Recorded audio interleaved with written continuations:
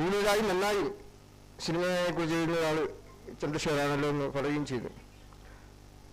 ഒരു 10-15 വർഷം മുമ്പ് ഒരു നടിയെഴുതിയ അവാർഡ് ഞങ്ങൾ കൊടുത്ത അവാർഡ് ചടങ്ങിലാണ് ഞാൻ ആദ്യത്തെ കാണുന്നത്. ഇപ്പോഴാണ് അദ്ദേഹത്തെ ഞാൻ നേരിട്ട് കാണുന്നത്. ഈ ചടങ്ങിന് അദ്ദേഹം വളരെ സീനിയറായ ഈ രംഗത്ത് സജീവമായി നിലനിൽക്കുന്ന സിനിമാ പത്രപ്രവർത്തകനും സിനിമാ നിരൂപകനുമാണ്. അദ്ദേഹത്തെ ഈ വിഷയത്തിൽ ഇടപെട്ട് സംസാരിക്കാൻ ക്ഷണിക്കുന്നു.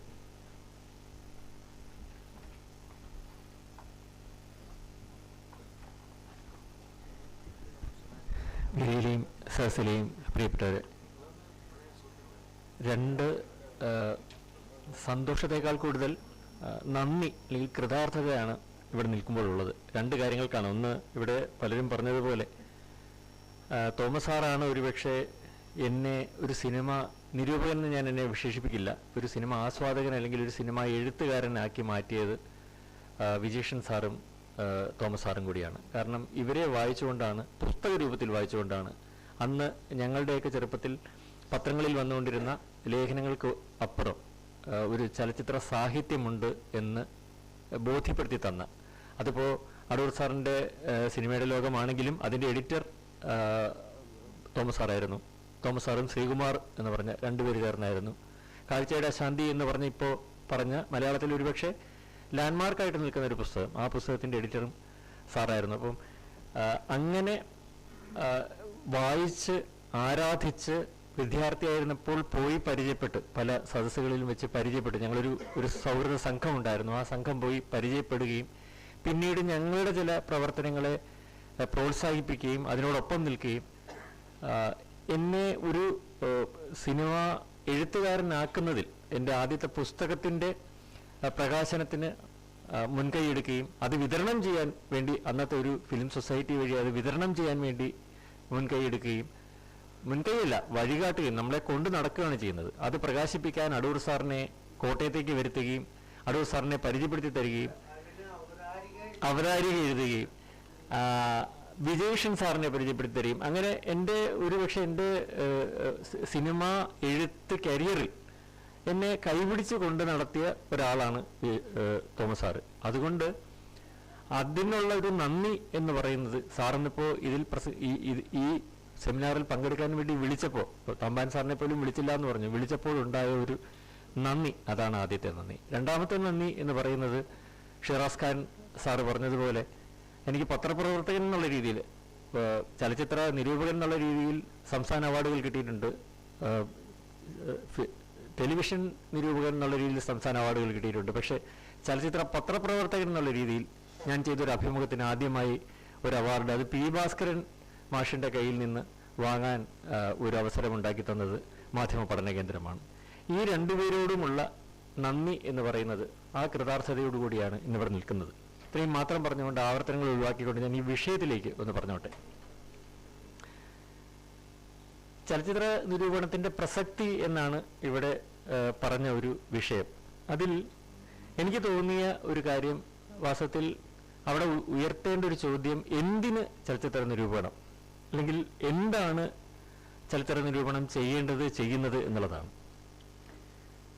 അതിന് തോമസ് സാർ ഒക്കെ അടക്കമുള്ളവർ തെളിയിച്ചു തന്നിട്ടുള്ളതും ബൈച്ചേട്ടൻ പറഞ്ഞതും പ്രദീപേട്ടൻ പറഞ്ഞതും ഒക്കെ ആയിട്ടുള്ള കാര്യങ്ങൾ പുതിയ ഉൾക്കാഴ്ചകൾ ഉണ്ടാക്കണമെന്നുള്ളതാണ്. അത് ഒരേ സമയം ചലച്ചിത്രകാരന്മാരിലും സിനിമയിലും നിരൂപകനിലും ഉണ്ടാക്കണം എന്നുള്ളതാണ് ചലച്ചിത്ര നിരൂപണത്തിൻ്റെ ധർമ്മം എന്ന് ഞാൻ കരുതുന്നു. അത് കലയിലായിക്കോട്ടെ സാഹിത്യത്തിലായിക്കോട്ടെ. ഇപ്പോൾ വിനുവിനൊക്കെ അറിയാം, ഒരു കഥാകൃത്ത് മുന്നോട്ട് നിൽക്കുന്നത് തൻ്റെ കഥയെ വേറിട്ട വിധത്തിൽ താൻ സങ്കല്പിച്ചതിനപ്പുറത്തൊരു മാനത്തിലൂടെ വായിക്കപ്പെടുമ്പോഴാണ് അദ്ദേഹത്തിൻ്റെ അടുത്ത കഥയിലേക്ക്, അല്ലെങ്കിൽ അദ്ദേഹത്തിൻ്റെ ആ കഥ ലക്ഷ്യം കണ്ടു എന്ന് പറയുന്നത്. ഒരു ചരിത്രകാരൻ അയാളുടെ സിനിമ പുറത്തിറങ്ങി കഴിയുമ്പോൾ, പ്രദീപേട്ടൻ പറഞ്ഞ ഒരു വിഷയത്തോട് ഞാൻ താത്വികമായി വിയോജിക്കുന്നു. അത് പ്രേക്ഷകനാണ് അന്തിമ വിധികർത്താവ് എന്നുള്ളതും, ഇപ്പോഴത്തെ പ്രേക്ഷകർ അവരുടെ ചലച്ചിത്ര സാക്ഷരത, വിത്തിൻ കൊട്ടേഷനാണ് ഞാൻ പറയുന്നത്, കൊട്ടേഷൻ മാർക്കിന് ഉള്ളിലുണ്ടായിട്ടുള്ള ഫിലിം ഫെസ്റ്റിവൽസ് ഉണ്ടാക്കി കൊടുത്തിരിക്കുന്ന ചലച്ചിത്ര സാക്ഷരത വഴി ഉണ്ടായിട്ടുള്ള ഒരു എന്താ പറയുന്ന ഒരു പുതിയ തരം ബോധ്യം, പക്ഷെ ആ ബോധ്യത്തിനുള്ള ഒരു തകരാറ് എന്ന് പറയുന്നത് അതാണ് ശരിക്കും അഡ്രസ്സ് ചെയ്യപ്പെടേണ്ടത് എന്ന് ഞാൻ കരുതുന്നു. അവിടെയാണ് ചരിത്ര നിരൂപണത്തിൻ്റെ കാലിക പ്രസക്തി എന്ന് ഞാൻ വിശ്വസിക്കുന്നു. അതെന്താണ് എന്ന് പറഞ്ഞു കഴിഞ്ഞാൽ, ഇപ്പോഴത്തെ ഫിലിം ഫെസ്റ്റിവലുകളിൽ IFFK-യിലായാലും IFFA-യിലായാലും നമ്മൾ പോയിരിക്കുമ്പോൾ, പ്രത്യേകിച്ച് IFFK-യിൽ വിദ്യാർത്ഥികളുടെ വലിയൊരു കൂട്ടായ്മയുണ്ട്, വളരെ വലിയൊരു സാന്നിധ്യമുണ്ട്. പക്ഷെ ആ പ്രതിനിധികൾ മുഴുവനും ഒരു സിനിമ കണ്ട് ചർച്ച ചെയ്യുന്നത് അതിൻ്റെ സിനിമാറ്റോഗ്രഫി, അതിൻ്റെ ആ ഷോട്ട്, അതിൻ്റെ സൗണ്ട് റെക്കോർഡിംഗ്, അതിൻ്റെ ആത്മാവ്. തോമസ് സാറിൻ്റെ പുസ്തകത്തിൻ്റെ പേര് സിനിമയുടെ ആത്മാവ് എന്നാണ്. അതിൻ്റെ ആത്മാവ് കണ്ടെത്താൻ കഴിയുന്നുണ്ടോ എന്നുള്ളതാണ്.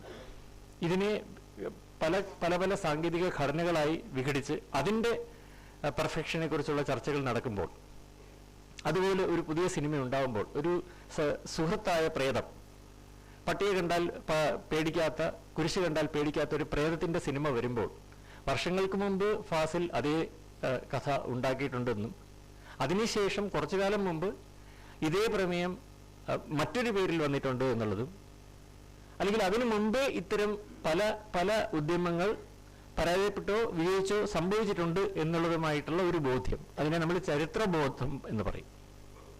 അപ്പോൾ ഈ ചരിത്രബോധം നമ്മുടെ പുതുതലമുറ നിരൂപണത്തിൽ കാണാൻ കഴിയുന്നുണ്ടോ എന്നുള്ളതാണ്. ഈ നേരത്തെ പറഞ്ഞ ഒരു സമഗ്രതയിൽ സിനിമയെ കാണുന്നതിലും ഈ ചരിത്രബോധത്തിന് വലിയൊരു പങ്ക് വഹിക്കാനുണ്ട്. ആ ചരിത്രബോധം ഉണ്ടാകണമെങ്കിൽ അതിന് രാഷ്ട്രീയവും സാമൂഹികവും സാമ്പത്തികവും സാംസ്കാരികവും വൈകാരികവും ഒക്കെ ആയിട്ടുള്ള തലങ്ങളിൽ നിരൂപകൻ അല്ലെങ്കിൽ ആ കാണി അതിനെ പരിഗണിക്കേണ്ടതുണ്ട്. അത്തരം പരിഗണനകൾ ഉണ്ടാവുന്നുണ്ടോ എന്നുള്ളതാണ്. ബൈചേട്ടൻ പറഞ്ഞ ഒരു ഉദാഹരണമുണ്ടല്ലോ, അബുത്രയം കാണാൻ ബോറടിക്കുമെന്ന് പറയുന്നത്. ഒരു സിനിമ കാണാൻ പഠിക്കുക എന്നുള്ളതാണ് ഏറ്റവും പ്രധാനം എന്ന് ഞാൻ കരുതുന്നു. കാരണം എന്താണ് ചലച്ചിത്രകാരൻ ആ സിനിമയിലൂടെ പറഞ്ഞു വെച്ചത് എന്ന് മനസ്സിലാക്കണമെങ്കിൽ ആ സിനിമ കാണാൻ പഠിക്കണം. നമ്മൾ കണ്ണുകൊണ്ട് കാണുന്നതല്ല സിനിമ, അതിനപ്പുറത്തേക്ക് റീഡിങ് ബിറ്റ്വീൻ ദ ലൈൻസ് എന്ന് പറയുന്നത് പോലെ സീയിങ് ബിറ്റ്വീൻ ദ ഫ്രെയിംസ് എന്നൊരു പ്രക്രിയയുണ്ട് കാഴ്ചയിൽ. ആ കാഴ്ച കാണാനും അനുഭവിക്കാനും അനുവാചകൻ പഠിക്കേണ്ടതുണ്ട്.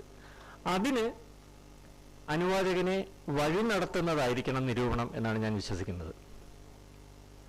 അവിടെ ഒരൊറ്റ ഉദാഹരണം കൂടി, കാരണം സമയ പരിമിതിയുണ്ട്, അതുകൊണ്ട് ഒരു ഉദാഹരണം മാത്രം പറഞ്ഞുകൊണ്ട്, ഇപ്പൊ തോമസ് സാറിനെ പോലെയുള്ളവർ എപ്പോഴും വിശ്വസിച്ചിരുന്നത്, ഇന്നത്തെ ഇപ്പൊ പ്രതിഭേട്ടനൊക്കെ പറഞ്ഞിരുന്ന ഇപ്പോഴത്തെ സോഷ്യൽ മീഡിയ നിരൂപണത്തിന്റെ ഒരു പ്രശ്നം, അത് ബൈചേട്ടൻ പറഞ്ഞ പോലെ അത് കേസിനൊക്കെ നിർമ്മാതാക്കൾ കേസിലേക്കൊക്കെ പോകാനുള്ള കാരണം എന്ന് പറഞ്ഞാൽ അതിനെ ആ സിനിമയെ തകർക്കുന്ന തരം നിരൂപണമാണ്. ചൂരുണ്ടെങ്കിലേ ചിത്രം എഴുതാൻ കഴിയൂ എന്ന് വിശ്വസിച്ചുകൊണ്ട് സിനിമ നിലനിൽക്കാൻ വേണ്ടി, ആ സിനിമയെ ഗുണപരമായി കുറച്ചുകൂടി ഉന്നതിയിലേക്ക് കൊണ്ടുവരാൻ വേണ്ടി, അതിലെ തെറ്റുകൾ തിരുത്തി അല്ലെങ്കിൽ അതിലെ പാളിച്ചകൾ ചൂണ്ടിക്കാണിച്ച് അതിനെ കുറച്ചുകൂടി ഉന്നതിയിലേക്ക് കൊണ്ടുവരാൻ വേണ്ടി എന്ത് ചെയ്യാൻ കഴിയും എന്ന് ചിന്തിച്ചിരുന്നവരാണ് എനിക്ക് മുമ്പേയും അല്ലെങ്കിൽ ഞങ്ങൾക്ക് മുൻപേയും സഞ്ചരിച്ചിരുന്ന നിരൂപകരൊക്കെയും ചെയ്തിരുന്നത്. അതിനവർ പല പല ഉപാധികൾ സ്വീകരിച്ചിരുന്നു, പല പല ടൂൾസ് സ്വീകരിച്ചിരുന്നു. അത് സാഹിത്യത്തിൻ്റെ ടൂൾസ് ആയിരിക്കാം, അല്ലെങ്കിൽ സാംസ്കാരിക വിമർശനത്തിൻ്റെ ടൂൾസ് ആയിരിക്കാം, അല്ലെങ്കിൽ സാമൂഹിക പഠനത്തിൻ്റെ ടൂൾസ് ആയിരിക്കാം. ഏതൊക്കെ ടൂൾസ് ഉപയോഗിച്ചിട്ടാണെങ്കിലും സിനിമയെ വിലയിരുത്തുന്നത്, ആ സിനിമ എന്ന മാധ്യമത്തെ വിലയിരുത്തുന്നത് ആ അർത്ഥത്തിലായിരുന്നു. ആത്യന്തികമായി സിനിമ നിരൂപണം ചെയ്തിരുന്നത് മനുഷ്യ അവസ്ഥകളെ സിനിമ എങ്ങനെ പ്രതിനിധാനം ചെയ്യുന്നു എന്ന് തന്നെയാണ്. ഇവിടെ ഒരു സംഭവം കൂടി ചൂണ്ടിക്കാണിച്ചുകൊണ്ട് ഞാൻ ഈ ചെറിയ അവതരണം അവസാനിപ്പിക്കാം. എന്തായിരിക്കണം നിരൂപണം എന്നുള്ളത് എന്ന ചോദ്യത്തിന് ഒരു പുതിയ ഉൾക്കാഴ്ച എന്ന് പറഞ്ഞത് അതിനുള്ളൊരു ഉദാഹരണമാണ് പറയുന്നത്. കുറച്ച് വർഷം മുമ്പ് അന്തരിച്ച ഷാജി സാറ് ഒരു പ്രത്യേക ക്ഷണിതാവായി നമ്മുടെ ചലച്ചിത്രമേള, ആ ഒരു പ്രത്യേക സാഹചര്യത്തിൽ, ഒരു പ്രത്യേക രാഷ്ട്രീയ സാഹചര്യത്തിൽ ആ ചലച്ചിത്രമേള നടത്തേണ്ടിരുന്ന ഒരു സാഹചര്യമുണ്ടായി. ആ വർഷം ഞാനും തോമസ് സാറും മലയാള സിനിമ ഇന്ന് എന്ന വിഭാഗത്തിൻ്റെ, IFFK-യുടെ മലയാള സിനിമ ഇന്ന് എന്ന വിഭാഗത്തിൻ്റെ തിരഞ്ഞെടുപ്പ് സമിതിയിൽ അംഗങ്ങളായിരുന്നു.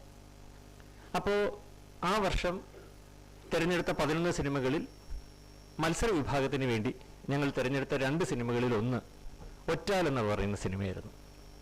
ജയരാജിൻ്റെ ഒറ്റാൽ എന്ന് പറഞ്ഞ സിനിമയായിരുന്നു. ആ വർഷം മറ്റ് മലയാള സിനിമ ഇന്ന് എന്നുള്ള വിഭാഗത്തിൽ ഇപ്പോൾ ഇവിടുത്തെ ഡോക്യുമെൻ്ററിയിൽ കണ്ട സനൽകുമാർ ശശിധരൻ്റെയും ഡോക്ടർ വിജുവിൻ്റെയും ചിത്രങ്ങളുണ്ടായിരുന്നു. അതും ഞങ്ങൾ തിരഞ്ഞെടുത്തിരുന്നു. പക്ഷേ എന്തുകൊണ്ടോ ഈ തിരഞ്ഞെടുപ്പ് പുറത്തു വന്നതിൽ തുടർന്നുണ്ടായ വിവാദത്തിൽ വളരെ വളരെ വലിയ വിവാദമുണ്ടായി. ആ വിവാദത്തിൽ ചില social media, Thomas sir social media കാണുകയില്ല, പക്ഷേ ഞാൻ സോഷ്യൽ മീഡിയ കാണും. അപ്പോൾ വന്നിരുന്ന വിമർശനങ്ങളിലൊന്ന്, പുതിയ സിനിമയുടെ മാറ്റങ്ങൾ പൾസ് മനസ്സിലാക്കാൻ കഴിയാത്ത കുറേ വൃദ്ധന്മാർ വന്നിരുന്ന് തിരഞ്ഞെടുത്ത കുറേ സിനിമകൾ എന്നാണ്. ഇപ്പം ഞാൻ സൂചിപ്പിച്ച ചലച്ചിത്രകാരന്മാരുടെ പോലും പോസ്റ്റുകളുടെയൊക്കെ താഴെ വന്ന കമൻറ്റുകളും അത്തരം സ്പോൺസേഡ് ആയിട്ടുള്ളൊരു പ്രചരണത്തിലും നിറഞ്ഞു നിന്നത്. സ്വാഭാവികമായും ഷാജി സാറ് പോലും ഒരു ഘട്ടത്തിൽ ഇത് ശരിയാണോ എന്ന് ചോദിക്കുന്ന ഒരു അവസരം വന്നു. ഞങ്ങൾ ഉത്തമ ബോധ്യത്തിൽ ആ കമ്മിറ്റിയിൽ ഈ ഒരു സിനിമയ്ക്ക് വേണ്ടി അത്രമേൽ വാശി പിടിച്ച് ഒരു ഘട്ടത്തിൽ ഈ സിനിമ തിരഞ്ഞെടുത്തില്ലെങ്കിൽ ഞാൻ ഈ കമ്മിറ്റിയിലില്ല എന്ന് പറഞ്ഞ് സാറിപ്പോൾ ഇവിടെ ഇല്ല, ഉണ്ടെങ്കിൽ എൻ്റെ കൂടെ പറഞ്ഞേനെ ഇറങ്ങി പോകാൻ നിന്നിരുന്നതാണ് തോമസ് സാറ്. അപ്പോൾ ഞാൻ തോമസ് സാറിനോടൊപ്പം ഉണ്ട് എന്ന് പറഞ്ഞ് ഞങ്ങൾ വാശി പിടിച്ച് ഉൾപ്പെടുത്തിയൊരു സിനിമയാണ്.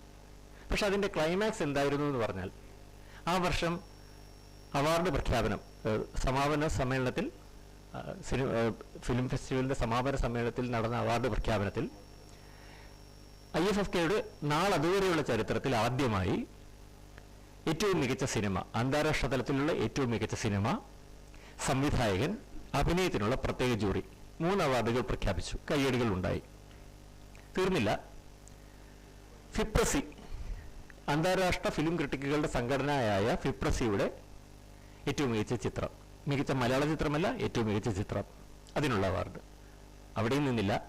നെറ്റ്പാക്ക് എന്ന് പറയുന്ന നെറ്റ്പാക്കിൻ്റെ അവാർഡ്, അവിടെയും തീർന്നില്ല. അപ്പോഴും എൻ്റെ മനസ്സിങ്ങനെ ഓളം പിടിച്ച് ഉയരുകയാണ്. ഞാൻ മുൻനിരയിലിരിപ്പുണ്ട്. അവിടെയും തീർന്നില്ല. ഓഡിയൻസ് പോൾ റിസൾട്ട് വന്നു. ഓഡിയൻസ് പോൾ അവാർഡും ഒറ്റാലിനായിരുന്നു. അപ്പോൾ ഉണ്ടായ ഒരു സംതൃപ്തി എന്ന് പറയുന്നത്, ഒരു ചലച്ചിത്ര ആസ്വാദകൻ എന്നുള്ള നിലയിൽ ഞാനും തോമസ് സാറും ചെയ്ത കർത്തവ്യത്തോടുകൂടി ഞങ്ങൾ എടുത്ത ഒരു നിലപാടിനോടുള്ള ലോകം മുഴുവൻ ഒപ്പം നിൽക്കുന്ന ഒരു കാഴ്ച, അവിടെ ഞങ്ങൾ ശരിയാണ് എന്ന് തെളിയിക്കുന്ന, ഞങ്ങൾക്ക് ഒരു ആത്മബോധം വരുന്ന ഒരു നിമിഷമായിരുന്നു അത്.